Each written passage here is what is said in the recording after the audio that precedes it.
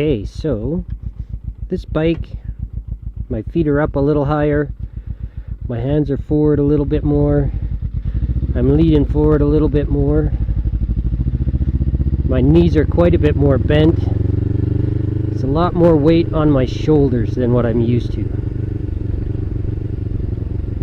It's quite a bit lighter, and from what I was saying before, getting in and out of a parking lot is going to be a lot easier here. Just pulling it out of the garage in between a couple of cars, because it's so light, it's so much easier to get maneuvering it, walking it backwards than something bigger like the V-Star.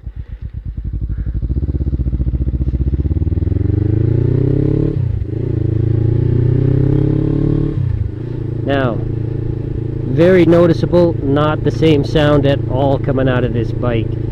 It's quite a bit, I don't know, I'm not going to say quieter, because it's not really a quiet bike, but it doesn't have the same rumble as the V-Star.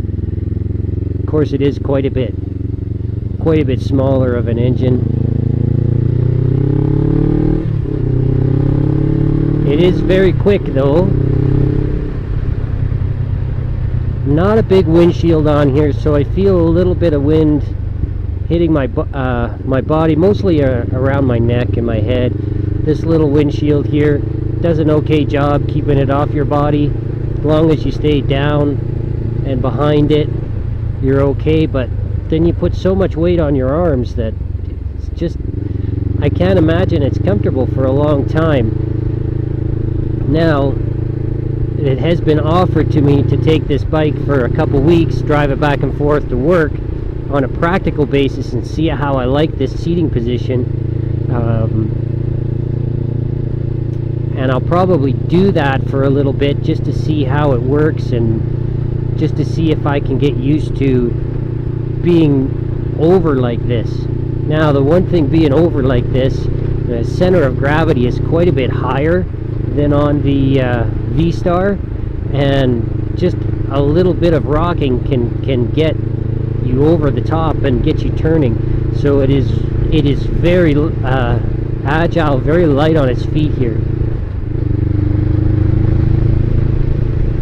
And there's almost no weight to this bike at all. It feels like a bicycle next to that 1100.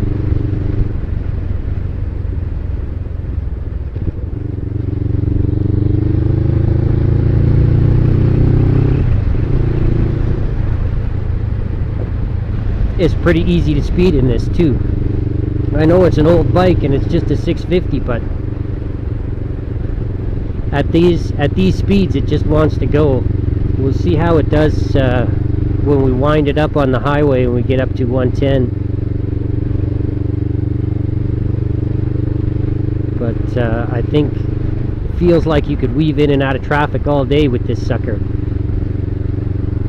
Where I live here, we don't typically go down in between the cars like they do in some spots, but you could easily do that on this bike. Whereas the 1100 V-Star, yeah, just stay in your lane. You don't want to get in between cars.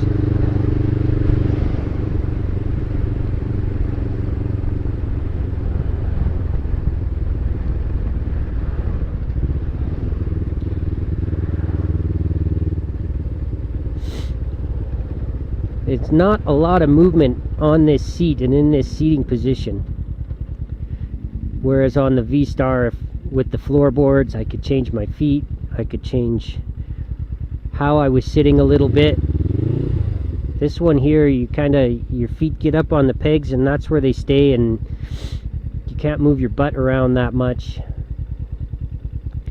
I've also been told that because so much more weight is on your shoulders and your feet are behind you a little bit, that you can't stand up as much to get the weight off your butt. But I'll see again once we get up on the highway. I'll see if I can shift around a little in case I was on a long drive. Oh, she wants to take off real easy though. That's nice being on a light lightweight unit. Even though it's half the size, it still has a lot of get up and go.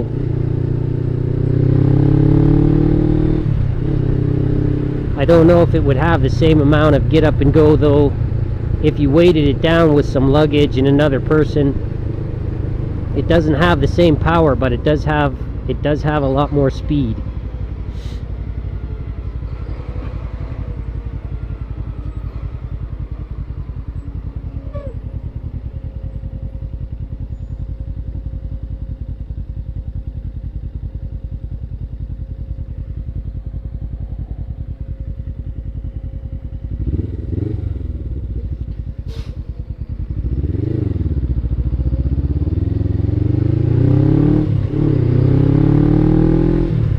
Yeah, it's not what I would say quiet, but the sound is very different.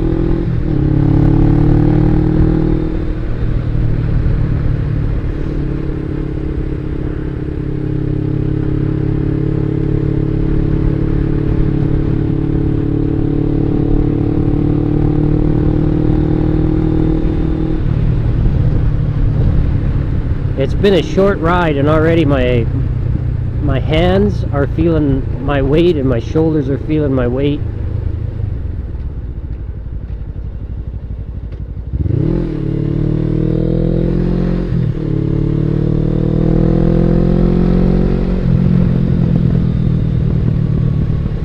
Well, I can definitely go around this corner a lot faster, but I just don't feel the stability in the bike, and I'm not confident to go any faster, but I'm pretty sure it can handle it.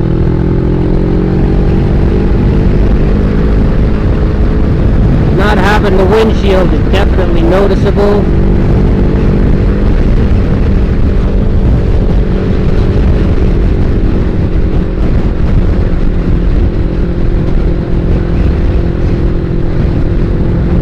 And actually the wind on your body takes a little of the weight off of your arms, so you can still be in that forward position, not putting so much weight on your back, but it's off of your arms a little bit, so it's actually not too bad. We'll try and get into a practical situation with this bike, driving it for a week, see how that feels. There are a number of bikes that I like that are in this seating position. But ultimately, if it's not going to be comfortable to drive, it's not something I'm going to be interested in.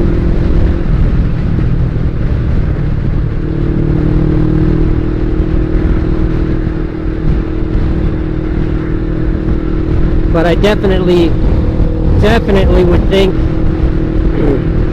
and I get the impression that on a long drive, even a day drive, you'd be a lot more fatigued on this bike than you would on the Cruiser. The Cruiser, like I said, is built for highways, getting out on the open road.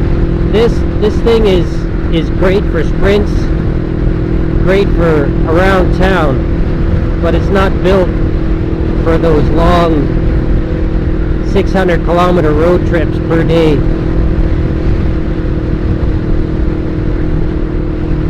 I suppose once you conditioned yourself, though, it wouldn't be too bad.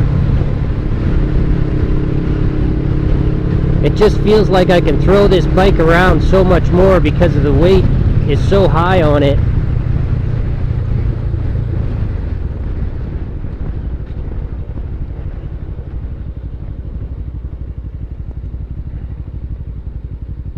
Braking is quite sufficient on it, although it's an older bike. I don't know what kind of condition the brakes are in. It's like we got one disc brake at the front. Nothing wrong with the brakes, but again, I don't think it's a high-end performance bike. And they're probably pretty old. I keep missing the pedals when I'm bringing my feet up because the seating position is so different from what I'm used to.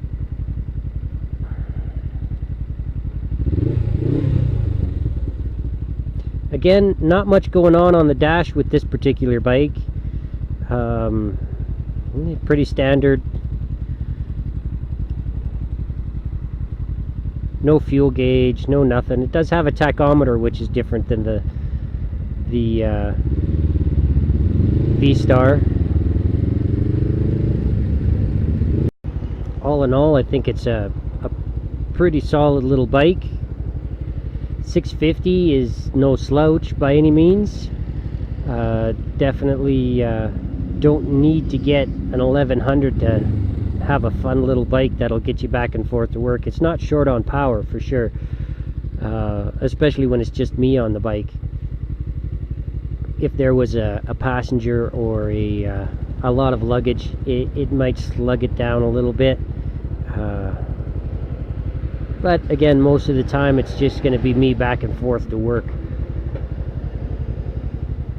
Plenty big enough, plenty quick enough. I just am unsure of the seating position.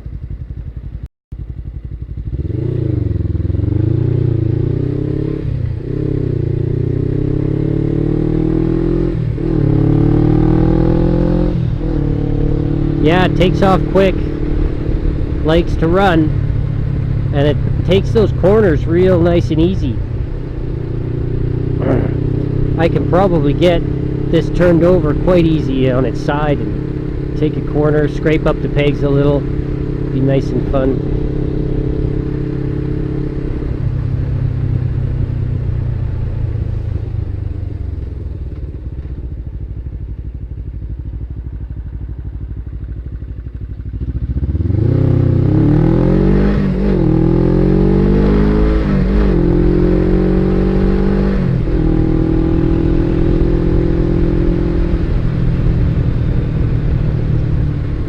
Yeah, even just a little 650's got no problem getting some speed up on it.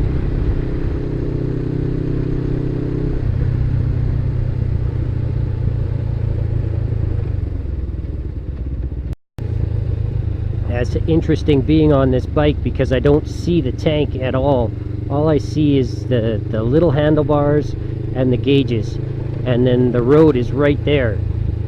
It's not like there's a lot of bike or big forks right in front of you. I can't even hardly see the tire.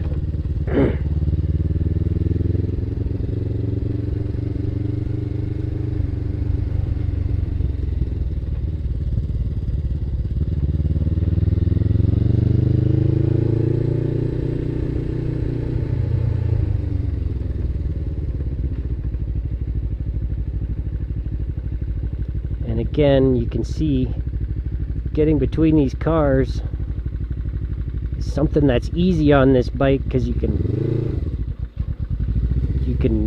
it's so slim and so easy to move around.